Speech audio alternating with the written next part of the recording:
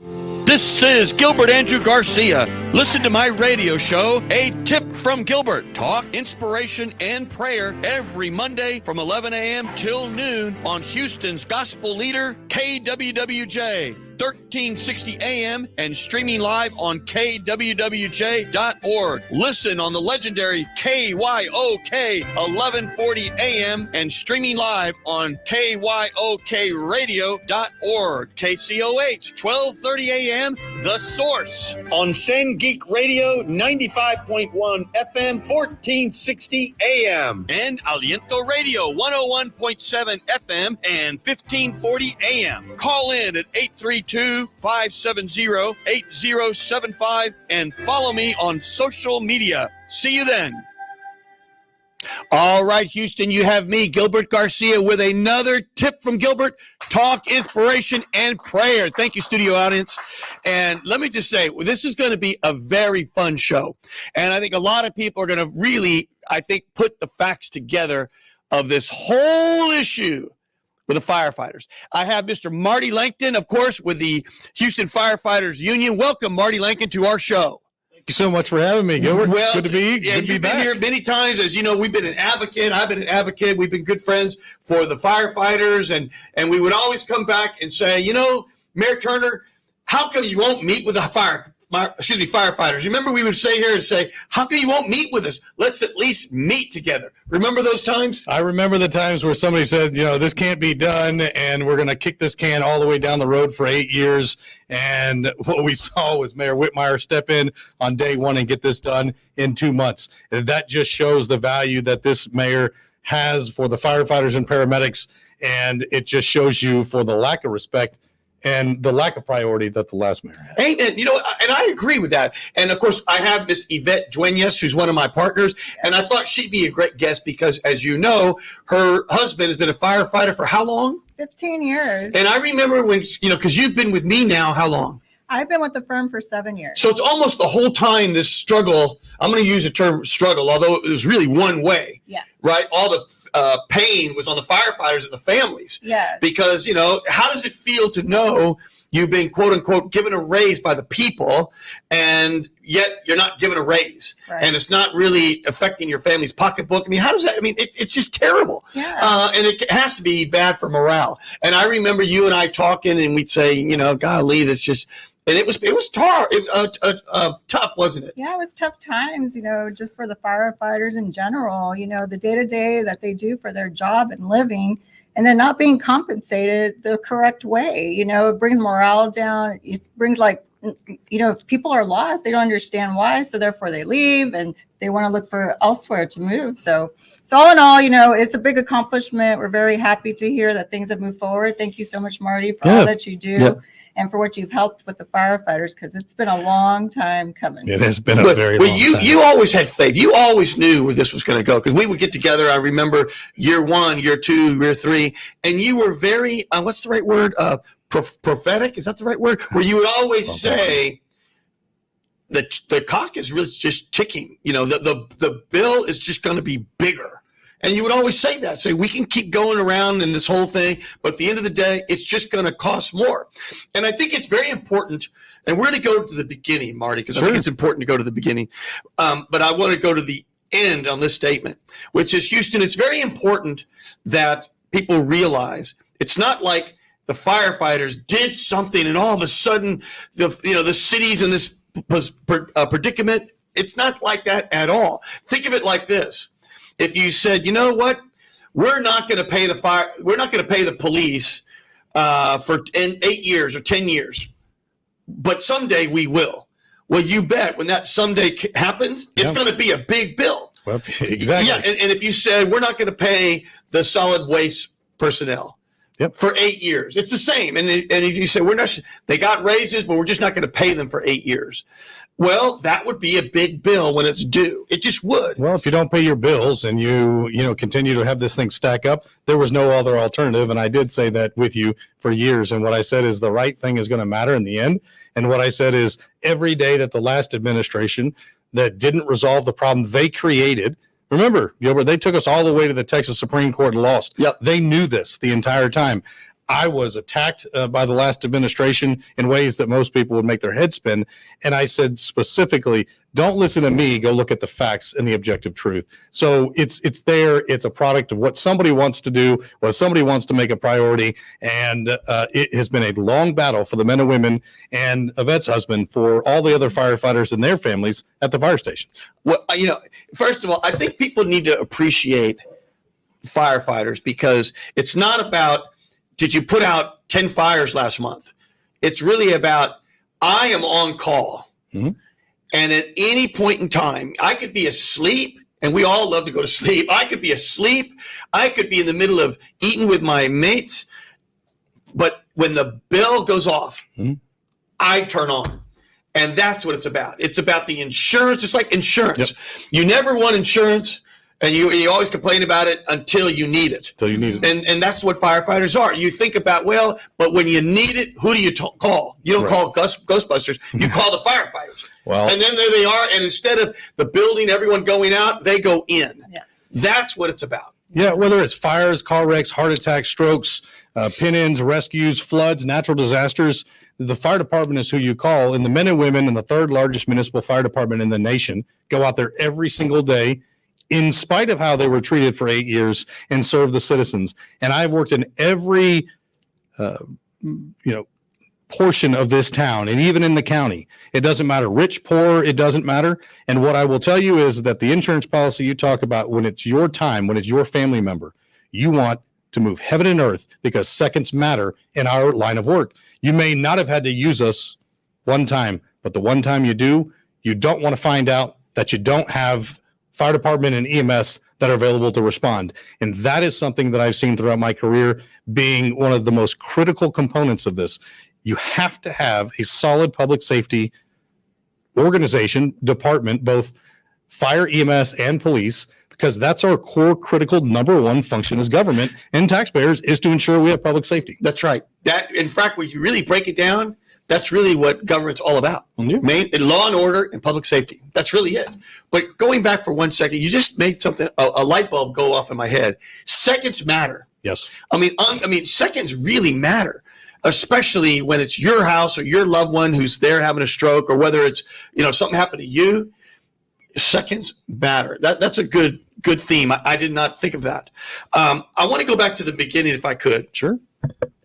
Because I remember vividly during the election, I remember it came down to a runoff, and there was Bill King and Mayor Sylvester Turner, when he was not mayor at the time. And I remember the firefighters were supporting Sylvester Turner, which I understand, and were there working very hard for him. And I remember him saying, "Oh, everything's fine. We're not going to be touching these pension funds." Mm-hmm. I remember him saying that vividly. And I remember Bill King saying, "That's impossible. The math doesn't add up." Mm-hmm. And of course, y'all went in thinking, okay, our pensions are secure. And by the way, Houston, there are 3 different pension funds. There's the fire, there's the police, and there's the city workers that are non-police and non-fire. And each one of them has their own structure, their own board, their own governance, et cetera. And I can tell you, because I'm in the business of pensions, the firefighters was of the 3, the one that had the best governance, which means everyone sort of knew what they were doing and it was very clear. And it was in the best financial position. Essentially, it was almost, or was, fully funded. Yep. And so what does that mean? It was very well run. Meanwhile, and I would put the police kind of in the middle. Meanwhile, the one that had the worst governance and the one that had the worst financial situation was, the municipal employees, mm-hmm. by far. And so if you were looking at it, you'd say, I need to do something here. And you would have said, I'm going to leave this one alone because it's in good shape. Well, Mayor Turner comes in, and what's the first thing he does? He uses the firefighter pension fund to shore up the others. Yeah. I mean, that, in my view, was the beginning of what is happening. Well, it just teaches you, in private business, you can judge whether something's successful or not based on the balance sheet, based on the metrics, but the metrics have to be objective at some point, right? But it appeared in the Turner administration that if you did well and the metrics showed that you did the right thing and that you didn't put the city in a financial burden, what they did was take advantage of it. That's right. Instead of saying that's something that we need to highlight. And so almost immediately Turner came in and stabbed the firefighters in the back in ways that nobody would have imagined. And it still lingers with us. But at the end of the day, the most critical point is in no way, shape, or form can you have a successful world-class city without a world-class fire department, without world-class public safety, and that includes police, of course. But you've got to be safe within the city, and you got to know that you have the best and the brightest coming when it's your time, when your ticket gets punched. And we've bled 500 firefighters in the past 7 years. Is that right? Yep. We're down nearly 500 firefighters from levels we were at in 2010. Our response times are through the roof, and that's not good for the citizens. That's not good for safety at all. So let's go through there. I want to make sure Houston caught all that. So number one, there are fewer firefighters today than there were in 2010. Yes, Okay. by roughly 500. The response time, that means when a call comes in, how long it takes to get to the call. Is that what that means? 100%. And so that has gone from whatever time to now it's longer. When we're talking about seconds going up, that's something to be concerned about. We're talking about minutes. It's alarming to a level that people don't quite understand, because if you're in a fire and we need to get to you, when we say seconds matter, your survivability goes down every second we don't get there. If you're having a heart attack and a stroke, in the seconds that we don't get there, your body starts shutting down, and it makes our job in order to mitigate whatever hazard or to respond to that emergency medical call and what's going on inside your body, it makes it exponentially more difficult to treat that. And life-saving critical procedures need to happen as soon as possible. You can't just wait around for somebody when you're having a heart attack. That's right. Well, you know what? We're not finished with the timeline, but we have a caller already. Is there a Linda on the line? Yes, there is. Linda, what do you got for me today? This is Gilbert Garcia, a tip from me with Mr. Marty Lancton.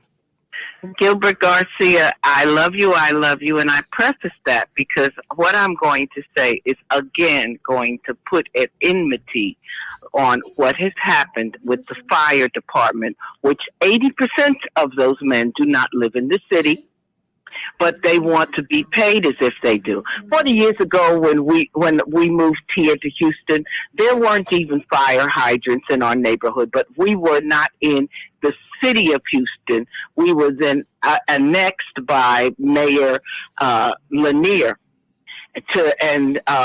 we did get some fire hydrants and more. We got one, and then we had more, one or something from Harris County. Then we got more. But originally, the fire departments in your outlying areas were volunteer. There is not money for that. There's a lot of things that impact the fire. The factor that you don't have a good building code in Houston, the factor that you don't have enough inspectors in Houston, the factor that you have people working on commercial property without the proper permits, and there's fires, the factor that you're building a city and the city has no planning. But to tell me that I need to pay someone who goes and puts out a fire the same equitable salary that a police officer who, if someone gets shot, he has to stay there. If the children's parents get arrested, he has to see that those children are put in safety. The fireman packs his equipment up and goes home. And the next thing is, under Lanier, Kathy, Anise Parker, your fire department demanded certain wages. Until you get in front of the black man, then that's when suddenly, and we've always had for the 40 years I've been here, even 2 years ago, Mr. Malone's house burns down. The fire department does not come. We're a black neighborhood and they ignore us. And now suddenly we're going to demonize him because he does the same thing your federal government did to the postal authority. I don't know who you're trying. the story doesn't wax. So it smells. Well, Linda, well, hold on a second. Miss Linda, first of all, I thank you for calling in. And, you know, you said a lot of things. It's going to be hard to address them all, but we're going to try to at least address a couple of them. Is that okay? And yeah, but can I say one other thing? I'm glad that, as I said before, my homie, Sheila Jackson Lee, did not take the mayor, because they would have scandalized her name, even though she was for the fire department. But somehow she would have been demonized because there's $650 million. We don't owe them $650 million. They were volunteer in Spring, volunteer in Pearland. These weren't cities then, all in the 70s. And in the 60s, and now suddenly we've been doing this wonderful job, and we've got to be paid. No, and equitable to these others. No, it's wrong. But go ahead and answer the rest of the question. Well, I've raised a lot. That's okay. No, listen, we appreciate you. Yeah. So we're going to go ahead. I don't like that union president, because he backed down on Parker. He backed down on those folks. But when the black man comes, suddenly he's got some guts. I don't like that in politics. I understand. I'm gonna close you out right now.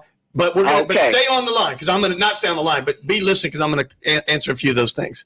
Thank you very much. Well, boy, she had a lot to say. Well, you know, listen, I think that's indicative. I welcome everybody's remarks, and it is completely okay. Linda, if you're listening to this, I appreciate it. And I want to be very clear. Number one, I wasn't the president back then. Number two, we supported Mayor Sylvester Turner. We were out there for him. And number three, Congresswoman Sheila Jackson Lee is a good friend of ours. We supported her congressional campaign, and her and I go way back. It has nothing to do with race. What it has to do with is, over the years, the fire department over the past 50 years has changed. We are the third largest municipal fire department in the nation. We respond to fires, car wrecks, medical calls, natural disasters, you name it. This isn't a one-size-fits-all. But what's most important is that when we're talking about wages, it's unfortunate that a lot of the information clearly has not gotten out under the last administration. They created this. They sued us. So there is not a personal attack against anybody, but there is a reality and objective truth to what has gone on. We fall under state law, and firefighters and paramedics are expected to follow the law, and so are the people that are elected to run the city. And unfortunately, over the years, they sued their own firefighters and paramedics. And you're right; they're probably not owed just $650 million. In fact, the outside legal firm for the city and the experts have said that it probably was supposed to be over $1 billion. So, the firefighters have come to work with this mayor and to say, listen, let's move forward together. We can't have a fire department that is not supported and that was not funded. The other thing I would say is, I hear this thing about, well, they don't live here, they don't live there. Well, you know what? I have employees that work at our firm.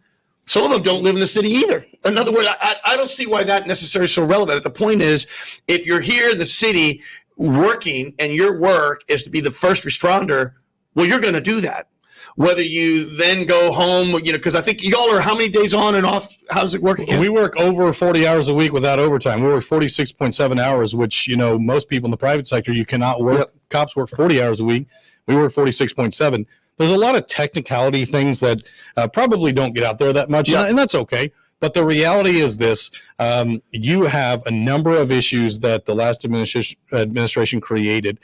This is something that is about governance. It is about making sure that you're following the law, and the track record for what has happened is very clear. At no point do the firefighters decided that they wanted to go to the Supreme Court. We were defending the rights, in which I have a legal obligation to do. And I'm unapologetic about it. Never going to apologize for defending the rights of the men and women who put their lives on the line for us every day. Amen. And, for me as a citizen, I was mayor, I was Metro chairman at one time, and I really believe in the sanctity of the voters. Yeah. It's like, you don't want your government to be dictators. You don't want the mayor to say, well, this is the way it is.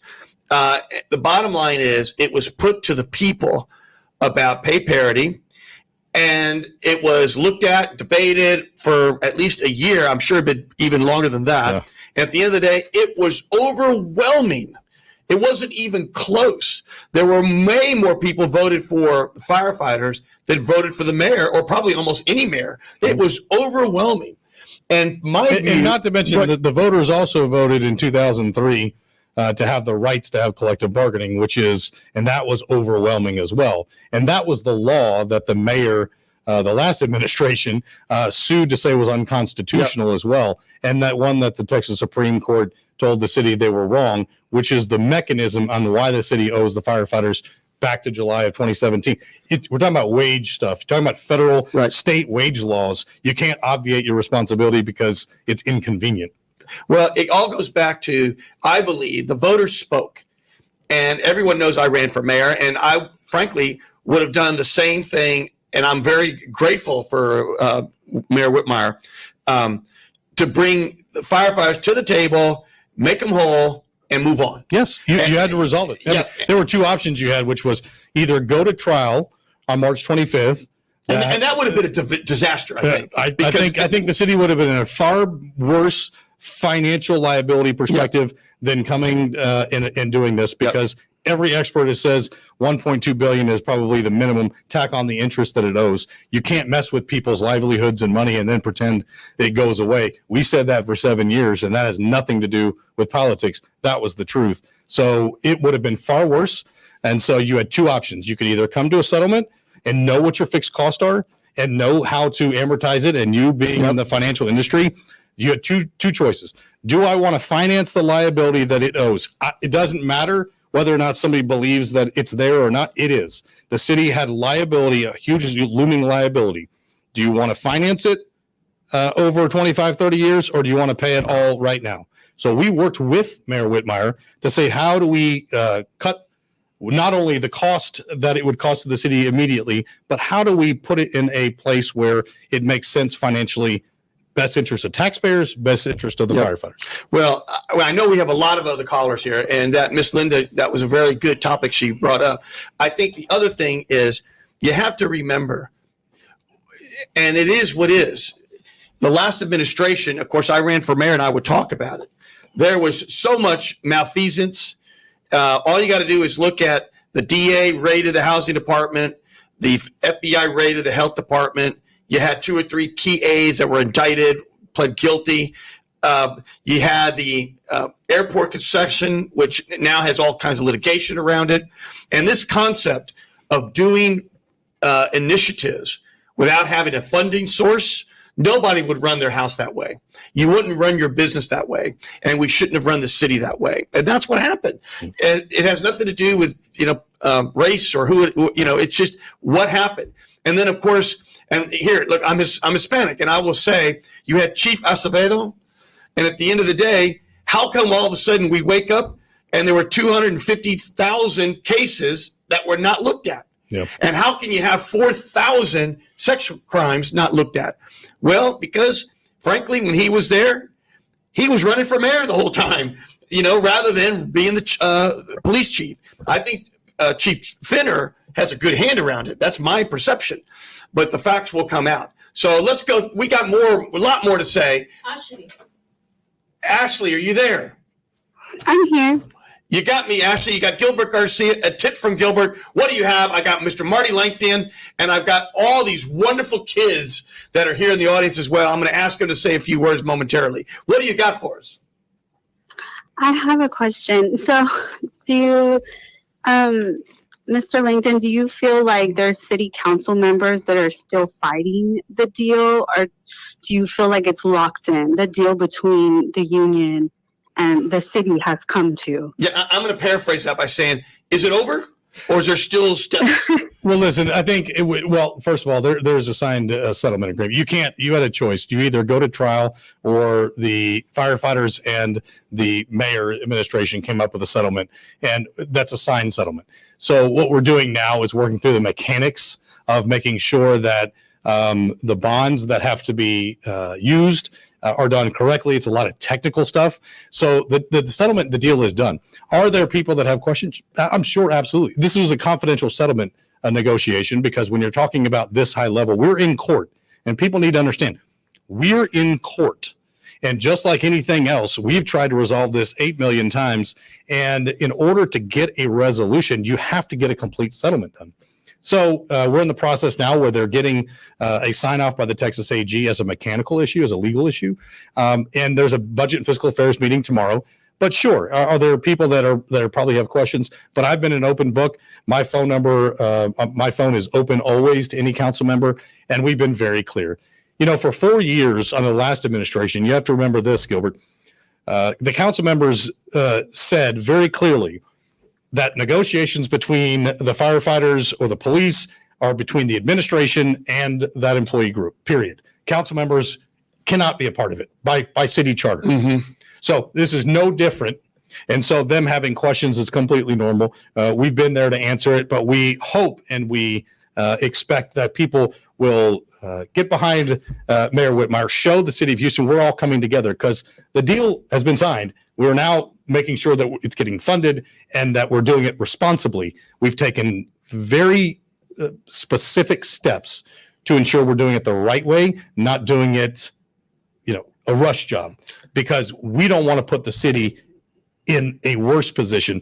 We want to put them and work with them to put them in the best position. Let me thank you for that question. I want to ask. I'm going to turn to you, Marty, because the last caller also talked about volunteer firefighters. Volunteer firefighters are very important, but they're in really, really rural, small communities. I mean, Spring, Pearland, they all have paid fire. In right. fact, there's where everybody from Houston was leaving to go to because they were getting paid so much. Well, hold that thought. But the point I'm trying to make is the concept of volunteer firefighters, and the firefighters should work for no money or something like that. That's something from a long time ago. And especially a city like Houston, you can't have such a thing like that. You don't want that because, listen, we respond to everybody. And I've said this, the U.S. Fire Service, in my opinion, is the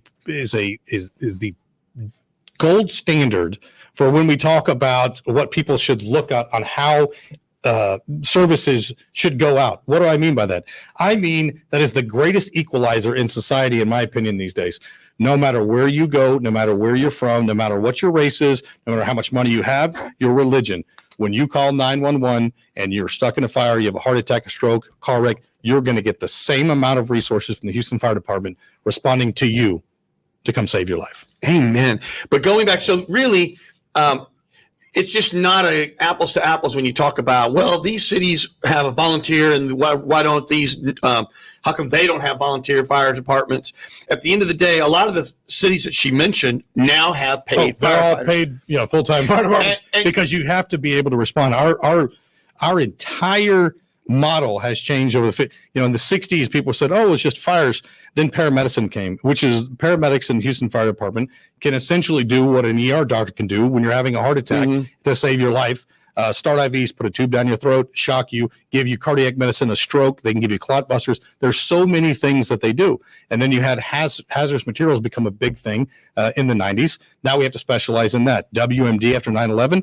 Now we have to specialize in that. And so there are so many different fields that we now have to be so technical that what I tell people is, if you don't know who it is that's supposed to fix the problem, it's the fire department going to be responding to you. And going back, I read somewhere, but correct me, Pearland, Westview, some of these other cities, they were making up to 10% more. Oh, way more than that. Well, yeah, it was a big number. When I was reading at all the different pay scales, well, no wonder they want to, and they're not as busy, and that's the point. Yeah. Houston is the largest fire department in Texas, the busiest in Texas, and we are running so many calls. We're in what's called fire and EMS resource management on a daily basis, which means that we only have a certain number of units left in the entire city. So you could be having an ambulance responding from Kingwood into Sharpstown, and that is not good for Houstonians. Yeah, because just you could get stuck in traffic. I mean, who knows? At the end of the day, though, my point is the Houston firefighters were training firefighters, and then they were leaving to these other cities. Spending millions of your tax dollars. Yeah, spending our tax dollars, and they were leaving for other cities and getting automatically a 10 or 15% pay increase. Yep. Yeah, exponentially more depending on where you went. I mean, you could go right now and you could go find a department starting off making $65,000, $70,000. Wow. And that's because they value They're firefighters. I mean, you have Austin Fire Department who doesn't even run EMS, and their pay is $70,000. Come you on. have San Antonio, you have that's about to get about a 30% pay raise. I mean, I think there are negotiations where their first offer, the city's first offer, was like 22, 23%, and they're going to build on that. You have Dallas that's close to 69, 70,000 starting. You have Fort Worth, same. So you can't have a wage for people that are doing jobs that are exactly like yours that are so low because they're going to leave. We need firefighters to come back to Houston and to serve Houstonians. That's why in one of the articles in the contract, we're making it easier for people that have certifications to come back because we need to get them on the streets. We can't bleed any more firefighters. Let's go back before the deal. And of course, the deal is signed, but not quite implemented because of certain things. The legal machinations. What's a starting firefighter here? 40-something thousand. My goodness, come on. Yeah. I mean, how does that make you feel, Yvette, when you think about, Albert? He's a great guy, works hard, this and that, and he could be working 10 to 15, and he's making the same as someone who just joined in some other city. Yeah, it's something we actually talked about recently. Going back, we were just talking about when he first started in the department, making 40-something a year. He could barely afford gas to go all the way to Hobby Airport to the training center. He would have to shop very minimal for his day-to-day food and anything that he would do, any activities. And he remembers those days, and even till now, it was just, very tough on the firefighters in general and my husband in just like meeting certain bills and stuff, because it's just with inflation, just with the economy, things have changed, So how can you have such a low salary and not meet to where, the economy is at within Houston in itself? So we were just talking about that probably just maybe last weekend, just about when he first started in the department and just the day-to-day life he had. And then something else I'd like to add, the firefighters are going into burning buildings, with toxic chemicals that they're inhaling and breathing. And, they're so worried about their day-to-day lives. I know that's something I'm very concerned about in the future. In looking back to like at the big fire, May 31st, 2013. Yes. Is that correct? Going back to then, my husband was at Station 51. 51 was one of the first to respond to that fire. He wasn't on shift that day. Had he been on shift, he would have been in that building. And that was very alarming to me. That's when it hit me. So he called me right away and he's like, hey, there's a mayday. I need to go immediately to this fire. And I was like, okay, go. But I didn't know what was going on. And then I could see the smoke from the building I worked in at that time. And I was like, gosh, that's crazy. You can see it all the way from here. And lo and behold, we found out what happened that day. We lost 4 firefighters, now 5. Yep. Post. And, it was very devastating to say the least, just to know that, personally, that my husband could have been in that fire that day had he been on that shift. Wow. That's Houston. You're hearing it from, a family member. And that's what it's all about. And you're just a representation of thousands of other families that are families of firefighters. Let's go. We got Charlene Johnson. Charlene, are you there? I am here. Well, I didn't mean to. I think you've been holding it for a little while, so I apologize for that. Talk to me, Charlene. What's the latest for you? Hey, Charlene. And you're on the campaign trail, right? Yes, I am on the campaign trail. I am in the runoff. Congratulations. Thank you, and congratulations to you. I've been following this negotiation since the beginning, so congratulations. Thank you. And I know a lot of people are wondering, what's next, and how else can the community be supportive as far Thank as you.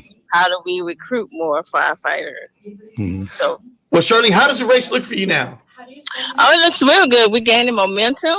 I did get the union endorsement, AFL-CIO. Mm-hmm. We are constantly gaining other community representatives, other community leaders. I just want to make sure people know that this election is Memorial Day weekend.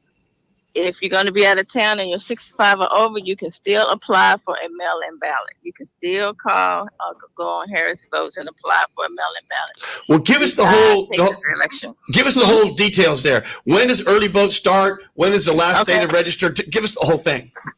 Yes, the last day to register is April 23rd. Okay. Early voting is May 20th through the 24th, which is Monday through Friday, right before Memorial Day. And then the election day is May 28th, the day after Memorial Day. Wonderful. Well, what do you want to say? I want to give you, where's your website and everything else? What I want everyone to know. Yes, so I want you to vote for Charlene Ward Johnson. I currently serve on the board for Houston Community College. I serve on the board for the University of Houston Alumni Foundation, the Houston Livestock Show and Rodeo. I am the most experienced candidate bringing. I want to help fund our public schools. I want to protect our communities and make affordable health care accessible for everyone. You can find me at electcharlene.com. Elect, ElectCharlene.com. Electcharlene.com. Well, Miss Charlene, I want to say thank you for calling in, and we wish you Godspeed, as they say, and good luck. And I hope you call in again. Yes, I will. Thank you so much. Oh, you're Have welcome. a good day. You too. Take care, Charlene. What do we got there, Miss Producer? There was another call there. Let's get that one in here too. Katie, is there a Katie on the line? Hello, Kathy? Is it Katie or Let me transfer Kathy? you a moment. Kathy. Kathy. Yeah. Kathy, is there a Kathy on the line? Kathy. Kathy. Hi, Gilbert. How are you? I'm very well. Is this Kathy or Katie? This is Kathy Bluford Daniels. Well, how are you there, Kathy? I'm great. I'm great. Well, thank you for calling onto the show. You have me, Gilbert Garcia, with Mr. Marty Lancton. Hey, Kathy, how are you? I'm good, Marty. What can we do for you? What do you got for Mr. Lancton or for me or for Yvette Duenas? Well, actually, I was calling just to remind people about the May 4th elections. I am on the ballot for Harris Central Appraisal District, position 1, place 1. I'm the number 1 person on the ballot, but most importantly, just to remind people to get out and vote this May 4th election. And then in certain parts of the city, there's going to be another election on May 28th. So just to encourage people to start looking for their mail-in ballots right now, because they're coming out, they're bouncing out now. And then just to go out and vote on May 4th. Well, thank you for that. Let me ask you this. The Harris County Appraisal District, is this the first time you've been on the ballot? This is the very first time it's been on the ballot. It was just actually, Senate Bill 2 was just amended of last year, last July, to call for 3 positions on this ballot. Positions 1, positions 2, and position 3. And let me ask you. So, let me ask you this: what happened before? How was it done before? Before they were appointed, and I was the HISD appointed person from the school board. That person normally serves 2 years, and so obviously when the TEA took over the school board, then they replaced me with a board of managers person. And though I only had 4 months to go, but still they replaced me with a board of managers person. So the other positions are appointed by other school districts. You have a person that represents the other school districts other than HISD. You have someone that represents the city, and you have someone that represents the county. So there are already appointed positions. There's and of course the tax liaison, whoever wins the tax race, the Assessor collector? the taxes, thank you, excessive selector will be another person that will be appointed to that position as well. Well, let me ask you this. So then you already know what this job is. Correct. And that's what I wanted to just enlighten people and let them know experience matters. Because not only did I serve on the board for 20 months, I also served on the appraisal review panel as a panelist when people protest their taxes. So yeah, I got a little bit of background in it, Gilbert. Well, that is great. You know what? This is probably a good topic in the future for the show, because let me ask you this. I'm just a citizen, and every year I look, and just every year it seems that my property taxes go higher and higher and higher. And I used to go and protest myself. And then I started realizing when I go and I would do all this comps and all this kind of thing, and they would just sort of quickly listen and then say, okay, I'll do this. And it seemed like it was just a random amount.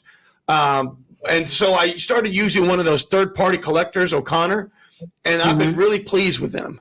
But let me ask you this. I mean, is there a formula? What happens that sets the increase year to year?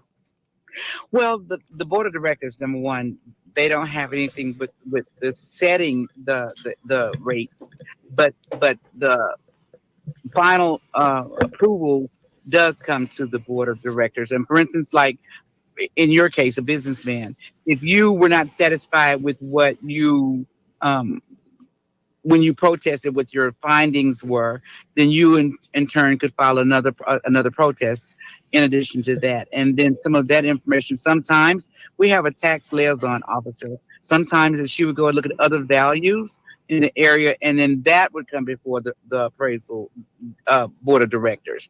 So the board of directors don't necessarily set the rate, but we have some input. The appraiser is the one that does that. And your election is in May? It's in May, but also let me add too, that's based on legislation. So I don't want to misguide people. Sure. So all of that is based on legislation. So the rates, but yes, this election is May 4th. And is it partisan? No, it's nonpartisan. It's nonpartisan, but I will say I'm the only Democrat running in that race. But it's nonpartisan. It plays one anyway. Let me put it like that. Wonderful. But, it is nonpartisan. And so the most important thing here is just because it's not been on the ballot before, is that, and it's brand new positions, brand new elections, and it's catching people by surprise. Senator Bentoncourt amended this SB 2 last July in the extra session to include this. Very good. Well, I'm going to give you a last word. What do you think is the most important thing, and what's your website in case people want to support you? We're building the website because it was such short notice. We're building it now. So if I can call back in next week, I can give you that information. Please do. I appreciate you asking that question. But yeah, so right now, the most important thing is to know that the ballots are coming in the mail-in ballots, and that people get out and go and vote on May 4th and May 28th. Amen. Well, thank you for calling in, and we wish you very, very much success. And please call in again. Good to hear you, Kathy. Thank you. Appreciate that. Thank you, Marty. Kathy Blooper Daniels, Harris County Appraiser District, Position 1, Place 1. Wonderful. Houston, make sure you go all the way down the ballot. These races are important. And so Go all the way down that ballot.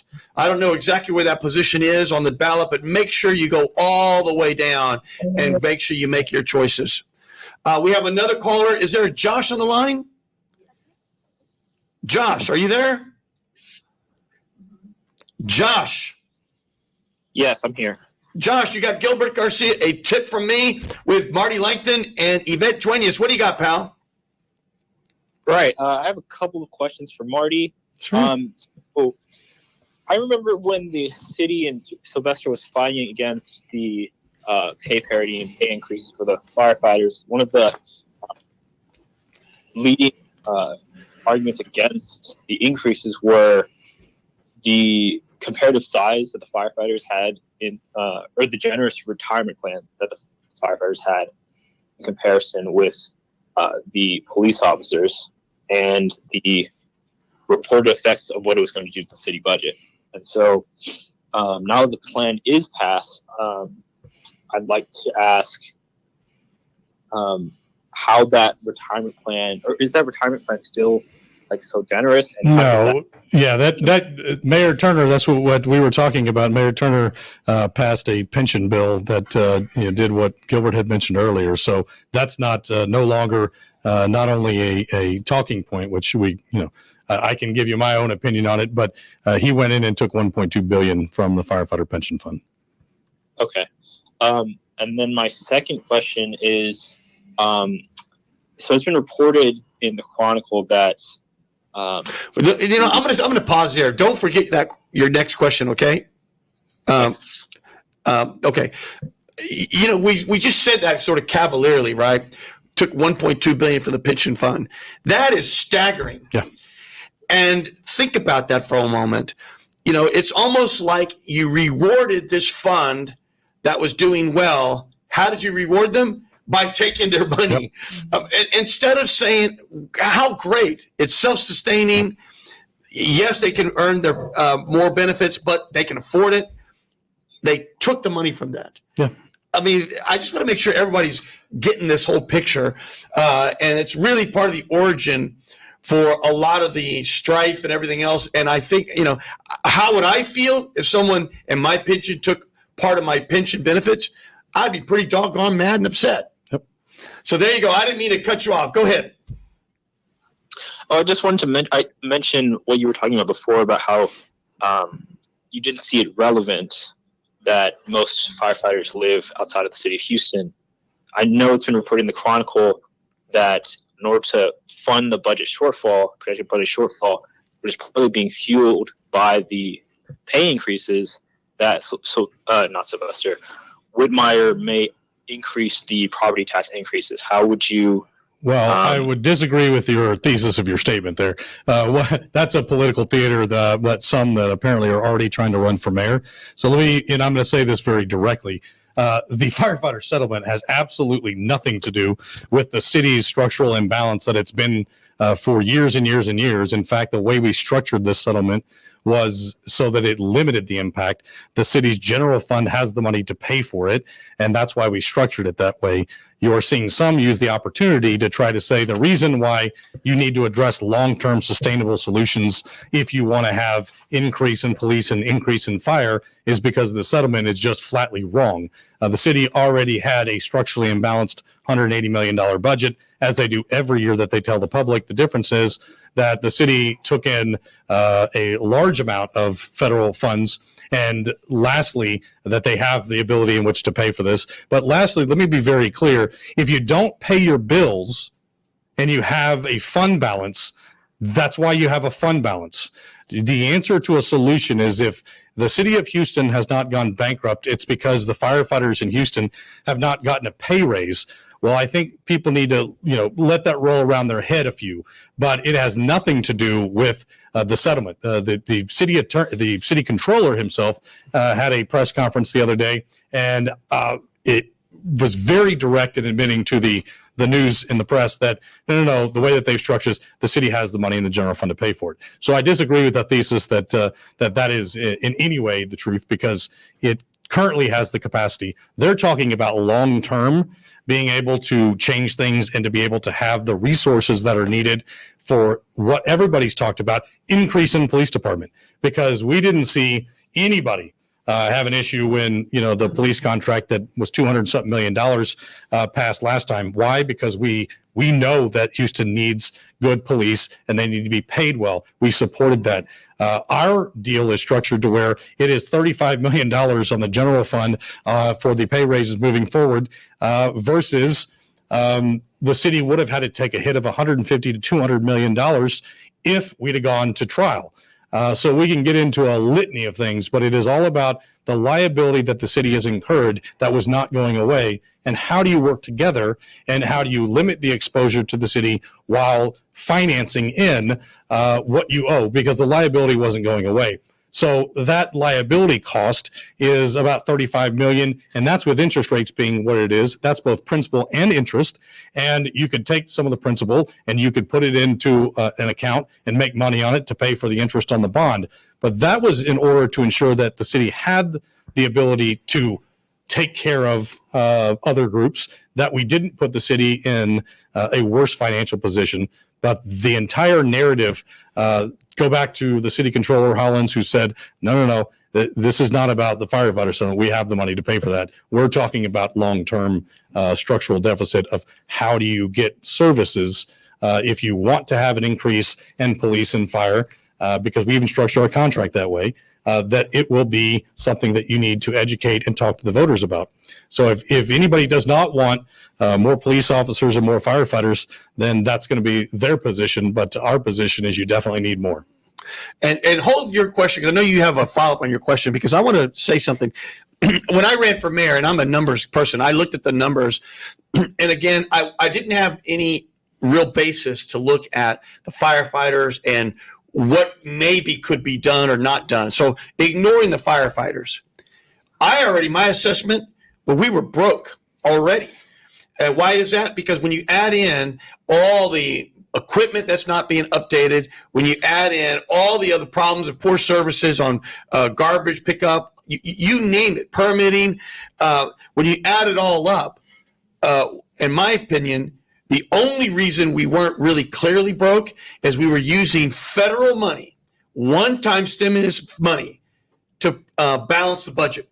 So I just want to go through something. I'm just reading something that was from Fox.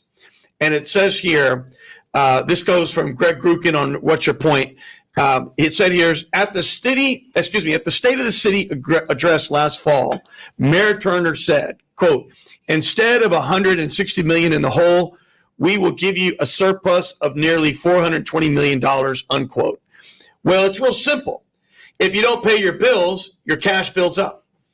And so contrast it with this, quote, I think we can all agree on that we are broke, Mayor John Whitmire. So you got to say to yourself, what happened in just, 4 months? Well, I think what's happened is transparency. And we're really starting to get into what's really there. What are the obligations? And then further, quote, in the red, upside down, underwater, you can call it whatever you want, but the cities of Houston's bills are outstripping its revenue. I think a lot of us who knew the numbers knew this. Where was the Greater Houston Partnership? Where were all these smartest guys in the room? I don't know, but I'm glad that one thing's for sure. We have stopped the pattern of paying for things where we don't have the money. And so I appreciate the question. I just wanted to put that out. And did you have a follow-up question? No, I didn't have any follow-up questions. But I just want to thank you, Marty, thank you, Gilbert. Thank you so much for the questions. Helps us doing noise. Yeah. I appreciate it. There is a lot. We've lived in the political environment in Houston for so long where I told Gilbert, and I've said this so many times, the greatest part of my job is I don't need to try to convince you that the world is flat, because the truth on how bad things have been, the truth is bad enough. So we let the numbers speak for themselves. We've always believed that. I'm a lifelong native Houstonian. And I will only say one thing when it comes to people, and they say, how many people live in Houston? Don't listen. Firefighters with their income qualify, and we're literally the poster child for low-income housing in Houston. That is alarming and problematic. And that means that firefighters can't afford to live in Houston. And so that's a problem we've also addressed. If you want people to be here, we need to find good quality housing, with the fact that you need to actually pay them a living wage. They're working 3 and 4 jobs just to take care of their families. You can't do that and ask people to not only sacrifice their lives, but also put their family needs completely behind so that they can go out and work more just to provide the basic things we all do. You just brought up something very important, because I always hear this argument, and I don't want to say it doesn't matter, because he said something, quoted me. Yes, it matters, but it shouldn't be the big thing people talk about. Well, they don't live here. Well, you just brought up, when you're making $45,000, you can't afford to live here. You show me a house where we can buy in the city of Houston these days with a family and be able to afford. You just can't. That's right. Well, you ready for this? I was running for mayor, and I was looking at affordable housing because I wanted to learn about it. So I'm building some units, and I've completed 4, and I'm now they're on the market and everything else. What's very interesting, do you know what in the city of Houston affordable housing is right now? It's almost $300,000. Correct. And I'm thinking to myself, who can afford that? Well, if you look at the poster, if you go back about 2 years ago, they were pushing out this initiative, which, listen, we believe people need to have ownership in their homes. The one great thing about being a firefighter is we're in every community, and we want everybody to live the American dream. We want everybody to experience it. But we have to have real dialogue and conversation about really what's going on. And what said it the best was having a poster that said affordable housing in Houston, and had the picture, had low-income housing, and had a picture of a firefighter on there. And that right there is to show what we think of our public safety individuals as a community. We know the citizens support us. They've always supported us. They have stood with us time and time again, because we're going to continue to be there for them.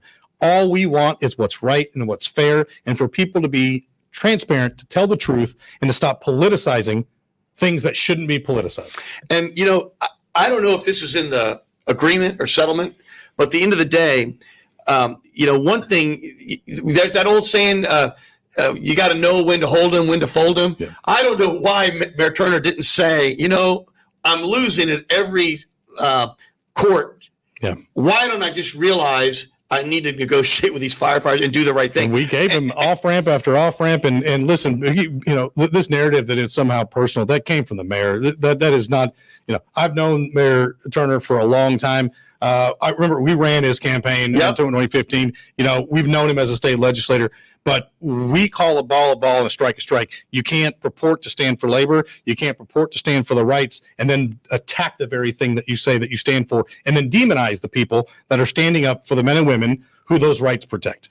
And if the city had been successful, sort of overturning collective bargaining, then we could have struck. Then you have the ability. The whole reason we have this procedure is that firefighters in Texas can't strike. That would be bad. You don't want that. We don't want that. Nobody wants that. But if you don't have that provision, it says you have to have a resolution to it. Right. I don't know. Anybody thinks that would be good policy. And that would be so bad for unions all over America. In other words, if it happened here, Yes. it could happen anywhere. Yes. There is so much more to say, but I've got to do a quick timeout, and I don't know if I'm going to have complete time. I want to say a quick prayer because my sister-in-law and her husband are in town. They're probably not listening because they're at MD Anderson. She was diagnosed with cancer about a month ago, and boy, those people at MD Anderson are fantastic. So this quick prayer. Heavenly Father, I come before you with a heart burdened by illness. You are the great healer, and I place my trust in your loving hands. Grant me strength to endure this trial and courage to face each day. Pour out your healing grace upon my body, mind, and spirit. May your peace, which surpasses all understanding, fill my heart. In the midst of my weakness, be my strength. I surrender myself to your care, trusting that your love will sustain me. In Jesus' name, I pray, amen. Boy, are they strong. And I want to bring up three very important people. And they are AJ, Shepard, and Corey. Did I say the right name? Covey. I'm so sorry. Please accept me. Accept my apology there, Covey. Come on in, guys. These are three wonderful kids. They're on break. They wanted to say a few things, and I'm going to give them a chance to sing their favorite song that they've been practicing all morning for me. So hang on. So I'm going to bring you all the mics right here and right here. Let's center you guys up. Here. And I'm going to get out of your way. All right, kids. First of all, what do you think of the Houston firefighters? Great. Great. Give me a. And y'all have a song you want to sing, right? We do. Yeah. All right. So go ahead and tee it up. Are you ready? Here, one. Wait. I want to make sure everybody can see your handsome face. Here, we'll take motions. Give me a 1 and 2 and 3. Yeah, do the motions. Do the motions. Just follow my way. 2, 3. Pizza Hut, a Kentucky Fried Chicken and a Pizza Hut, a Pizza Hut, a Kentucky Fried Chicken and a Pizza Hut, McDonald's, Kentucky Fried Chicken and a Pizza Hut, McDonald's, Kentucky Fried Chicken and a Pizza Hut. Yeah! Oh my God! I think that McDonald's out there, if you hadn't seen this needs to be your next commercial. Because let me tell you, there's nothing more beautiful than to see the kids. And let me ask you guys. So right now, you're in what grade? I am in third grade. Third grade? Third grade. Third grade? Kinder. You're in kinder? God, you look so big already. I know. Right? Very tall. Yeah, Stay up to me. You're 6 already? Oh my God, when are you going to be 7, you think? Soon? March 10th. March 10th? Just turned. Oh, you just turned 6. Well, you are great. Well, listen, what do you guys want to be when you grow up? I want to be an actress. Oh my God, you know what? I could tell because you were there. What do you think? AJ? You told us earlier, a football player. Oh, yeah. Football player? Oh my God, what position are you going to play? QB. Oh my God, I see you already. Firefighter. A firefighter. Thank y'all very much for singing. Appreciate you guys coming on. Yep. We will come get you guys in a second. How about that? Good Yeah. job. Another round of applause. Thank you guys. Y'all did great. So very quickly, what they say is the apple doesn't fall too far from the tree. No. So y'all go ahead to chair. Thank you guys. And I think wanting to be a firefighter is a beautiful thing. And we got to make sure I think he just made their entire week. There Thank we you so go. much.